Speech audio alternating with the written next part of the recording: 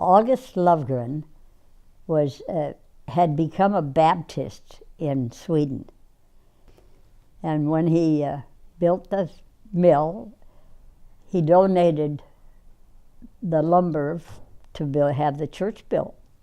So the men of the community built the church. It was the hub of the community because they sponsored all the community things pretty much. And my mother and dad were the first ones married in the church in 1901. They had come, my dad had come in 1898, and my mother came in 1899, and they met here in Preston and were married then in the church on a New Year's Eve. My mother used to say, well, they didn't have much planned for the program, so.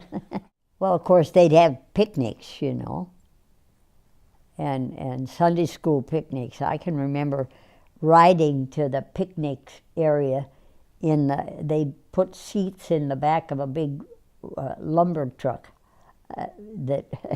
or wood delivery truck or something, and for those that didn't have a car or something.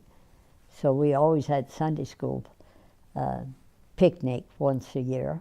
Our present pastor has been here the longest of any pastor that has served our church. And I've lived through most of them. I think there were only about 3 that I didn't remember.